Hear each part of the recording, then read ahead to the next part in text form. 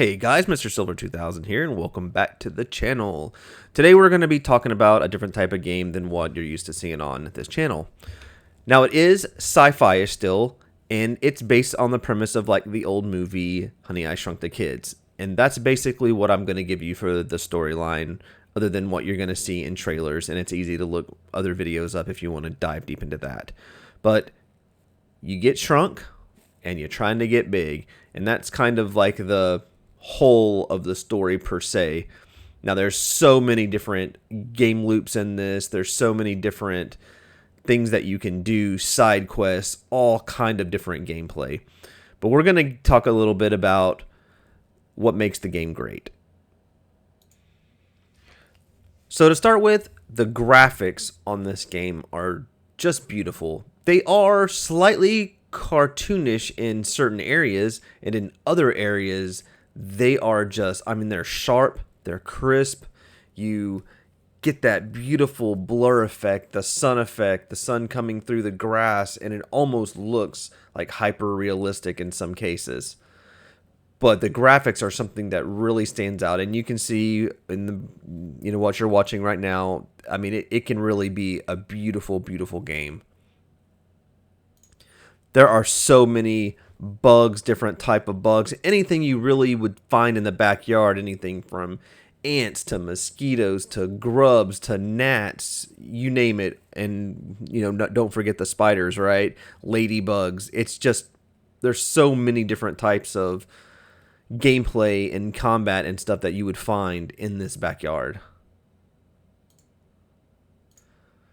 Now let's talk a little bit about the gameplay. The gameplay is extremely smooth. The movements, the way you jump, run, combat, block, hit, it's pretty standard stuff. They're not reinventing the wheel on this at all, which makes it very fun and very playable.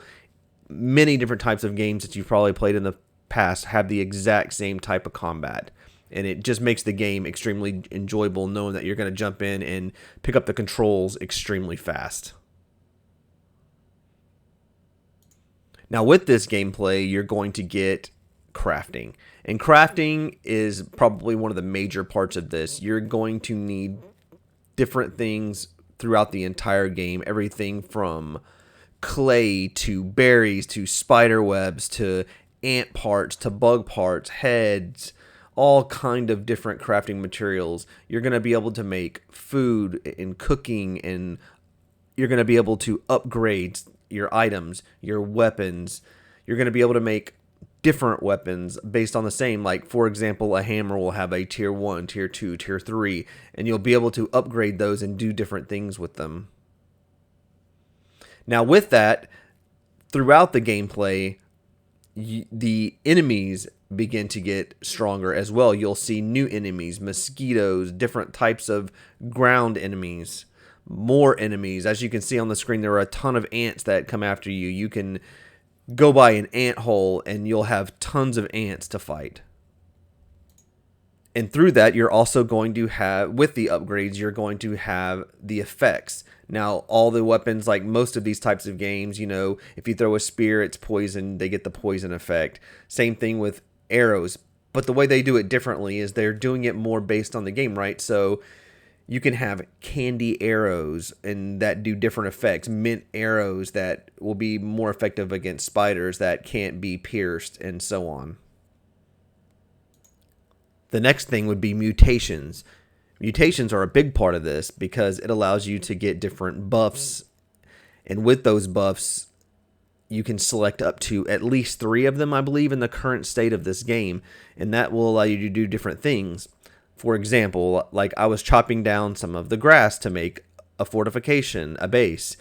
And during that, I unlocked a mutation that allowed me to do it in less hits, to be more efficient with it.